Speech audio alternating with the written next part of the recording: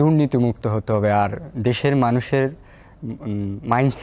মাইন্ডসেটটা change করা লাগবে। যদি একটা দেশ উন্নত হতে হয়, যে এখন আছে না যে একটা মাইন্ডসেট, সেই মতাদর্শ থেকে একটু উন্নতি করতে হবে। উন্নতি করলে আমাদের দেশ বিশ্ব দরবারে একটা মর্যাদাপূর্ণ স্থানে উপনীত হবে। মতের পার্থক্য থাকলেও আমরা যাতে বৃহৎ স্বার্থের জন্য আমাদের একসাথে বিশ্ব দরবারে কাজ করতে পারি, দেশকে আগে নিয়ে যেতে পারি, এটা আমরা যদি নিশ্চিত করতে পারি, ইনশাআল্লাহ বেশি দেরি নেই আমরা হয়তো এক সময় অর্থনৈতিকভাবে হোক যেভাবে হোক আমরা বিশ্বের টপ একটা কান্ট্রিতে পরিণত হব। আমাদের মাঝে মেন্টালিটিটা হচ্ছে কি, আমরা যাকে আদর্শ হিসাবে মানি বা যাকে আইডল মনে ভাবি, তাকে আমরা একদম কষ্টি পাথরের মতো বিশ্বাস করি। আমাদের মনে হয় এই মাইন্ডসেটআপ থেকে বের হয়ে আসতে হবে।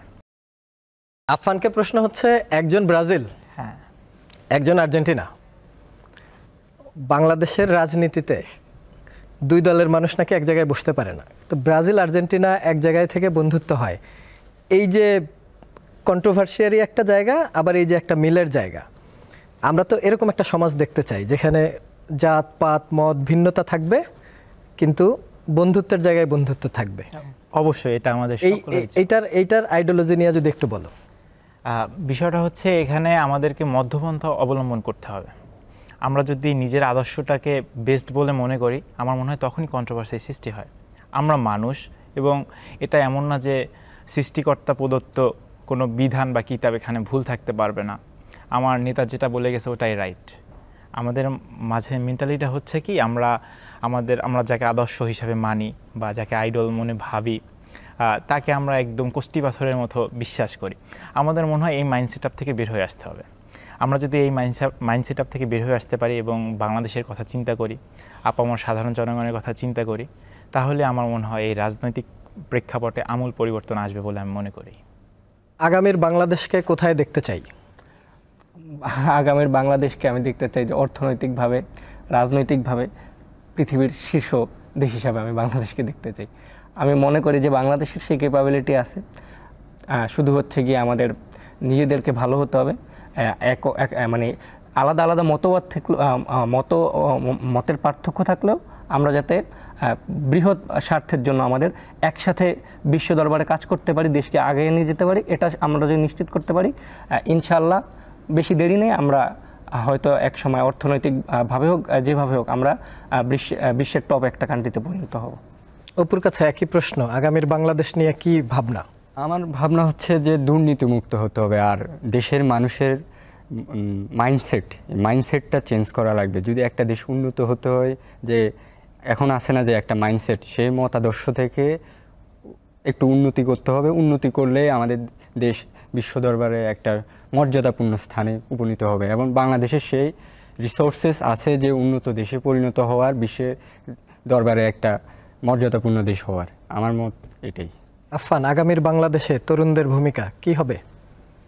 আগামীর বাংলাদেশের সম্পূর্ণ ভবিষ্যৎটা তরুণদের উপর নির্ভরশীল বলা যায়। আমি আগামীর বাংলাদেশটাকে এমন জায়গায় দেখতে চাই যে পারস্পরিক নির্ভরশীলতা থাকবে পারস্পরিক দেশসমূহের মধ্যে, কিন্তু কোনো রাজনৈতিক স্বার্থে যেন আমরা সার্বভৌমত্বকে হুমকির মুখে না ফেলি। আগামীর বাংলাদেশটা হবে সহযোগিতাপূর্ণ, পারস্পরিক একটা সম্প্রীতি থাকবে, ভালোবাসা থাকবে, আমাদের মধ্যে প্রতিযোগিতা থাকবে কিন্তু প্রতিহিংসা থাকবে না। আমরা বৃহৎ স্বার্থে আমরা কাঁধে কাঁধ মিলে লড়াই করব। আমাদের দেশটা, ভূখণ্ডটা অনেক ছোট হতে পারে, বাট আপনি যদি ভৌগোলিকভাবে চিন্তা করেন আমরা কিন্তু কোনো অংশেই কম না। আপনি যদি উত্তর কোরিয়া বা দক্ষিণ কোরিয়ার কথা চিন্তা করেন, ওদের যে যতটুকু ভূখণ্ড আমাদেরটা কিন্তু সেম। ওদের ভৌগোলিক যে অবস্থান সমুদ্র, আমাদের কিন্তু সমুদ্রটা আছে। আমাদের যে মানব সম্পদ আছে, এটা যদি আমরা কাজে লাগাতে পারি বলে আমি আশা করি, বাংলাদেশটা ইনশাল্লাহ খুব দ্রুতই সুপার পাওয়ার না হতে পারলেও তার প্রতিযোগিতায় থাকবে। আমরা অনুষ্ঠানের একদম শেষ পর্যায়ে, আমরা তো এতক্ষণ অনেক সফলতার গল্প শুনলাম, নিজেদের চান্স পাওয়ার গল্প শুনলাম। এখন যারা বিশ্ববিদ্যালয়ে চান্স পেল না, তাদের যে মন খারাপ হয় বা তাদের পরিবার, তাদের সাথে যে ধরনের সম্পর্ক তৈরি হয়, সেই জায়গাগুলোতে তোমার বন্ধুদের জন্য কি ধরনের সহানুভূতি? বিশ্ববিদ্যালয়ে চান্স পাওয়া আসলে জীবনের মূল লক্ষ্য হওয়া উচিত না। জীবনের মূল লক্ষ্য হওয়া উচিত একজন ভালো মানুষ হিসেবে নিজেকে গড়ে তোলা। আর বিশ্ববিদ্যালয়, আর যদি বলি যে পেশাগত দিক থেকে বা অন্য দিক থেকে বিশ্ববিদ্যালয়ে চান্স না পেয়েও অনেক ভালোভাবে লাইফ লিড করা যায়, অনেক ক্যারিয়ার অপরচুনিটিস আছে। তো যারা একদম পাও নাই, এখন আমি মনে করি ডিজিটাল যুগ, তোমরা বিভিন্ন স্কিলস ডেভেলপ করতে পারো, বিভিন্ন ওয়েবসাইট আছে তোমরা কাজ করতে পারো, ফ্রিল্যান্সিং আছে, অনেক তোমার হচ্ছে কি মুক্তভাবে নিজের ক্যারিয়ার করার অনেক অপশনস আছে, ওই দিকে যেতে পারো। আর বাবা মার উদ্দেশ্যে বলতে চাই, ছেলে মেয়ে যদি আপনারা যদি কনভিন্সড হন যে ছেলে মেয়ে পড়াশোনা করেছে অনেক, ওদের উপর কোনো কিছু চাপায় দিবেন না। আর যদি অনেক পড়াশোনা করে ব্যর্থ হয়, তার উপর কোনো সময় রাগারাগি করবেন না, তাকে আপনারা সমর্থন দিয়ে যাবেন। আমি মনে করি জীবনের কোনো না কোনো এক পর্যায়ে যে পড়াশোনা কাজে লাগবে, হয়তো এই অ্যাডমিশন ফিসে না, আরও 10 বছর পর, 10 বছর পর না হলে আরও 20 বছর পর। আমি মনে করি আল্লাহ কাউকে কোনো দিন ঠকান না, যদি কেউ নেক মনে নেক নিয়াতে পরিশ্রম করে যায়, আল্লাহ এর প্রতিদান একদিন না একদিন দিবেনই। অপু? আমার ইচ্ছা যে আমার বন্ধু অনেকেই এখনও চান্স পায় নাই, যে মন খারাপ, তারা বলতে গেলে ডিপ্রেশনেই আছে, কিন্তু এখনও অনেক ইউনিভার্সিটি আছে। আমার বলবো যে নিজের উপর বিশ্বাস থাকা উচিত, যে আমি পারবো, অবশ্যই না পারলে এটা আল্লাহর ইচ্ছা, কিন্তু সামনে আরও ভালো কিছু অপেক্ষা করতে আছে। তো হতাশ হওয়া যাবে না আর কি। আমার বন্ধুর উদ্দেশ্যেই বলা, যে কখনো হতাশ হবি না তোরা, ইনশাল্লাহ আল্লাহ তোদের জন্য সামনে ভালো কিছুই রাখছে, এখনও অনেক কিছু আছে, বিশ্বাস রাখ, তোরাই ভালো কিছু করবি।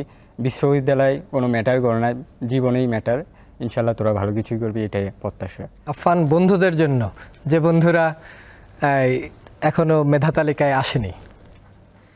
বিশ্ববিদ্যালয়ের ভর্তি যুদ্ধ, এটা একটা ভর্তি যুদ্ধই বলা যায়। এখানে কেউ জিতবে, কেউ হারবে, এটাই বাস্তবতা। কিন্তু যারা চান্স পায় নাই, আমি তাদের উদ্দেশ্যে বলবো যে বিশ্ববিদ্যালয়ে চান্স পাওয়াটাই আলটিমেট গোল না।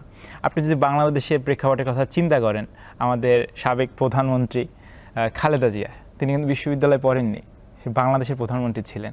সাবেক রাষ্ট্রপতির কথা চিন্তা করেন, তার একটা আমি ভাষণ শুনেছিলাম যে তার অনেক ইচ্ছা ছিল ঢাকা বিশ্ববিদ্যালয়ে ঢুকে রোকেয়ালের মেয়েদের সাথে আড্ডা দিবে, সে পারে নাই।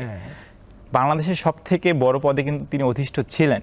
তো বিশ্ববিদ্যালয়ে চান্স পেলেই যে জীবন সার্থক এমন না, আর চান্স না পেলেই যে জীবন থেমে থাকবে এমন না। নিজের প্রতি যদি বিশ্বাস থাকে, যে কোনো পরিস্থিতি থেকে ঘুরে দাঁড়ানো সম্ভব। আমি বলবো যে নিজের প্রতি বিশ্বাস রাখো, পাছে লোকে কিছু বলে, এটা বলেই যাবে। তো আশেপাশে কান দেওয়ার কোনো দরকার নাই, নিজের পোটেনশিয়ালের প্রতি যদি ফোকাস দেওয়া যায়, সেটা আর্টস, সায়েন্স বা তুমি কোন ফ্যামিলি বিলং করো, এটা কোনো ম্যাটার না। নিজের প্রতি বিশ্বাস, নিজের গোল, ডেডিকেশন, ডিটারমিনেশন, সকল কিছুর সমন্বয়ে তোমার ফিউচার ডিফাইন করে দিবে বলে আমি মনে করি। তিনজনকেই অসংখ্য ধন্যবাদ দীপ্ত টেলিভিশনের স্টুডিওতে এসে আমাদের দেশ ভাবনায় অংশগ্রহণ করার জন্য।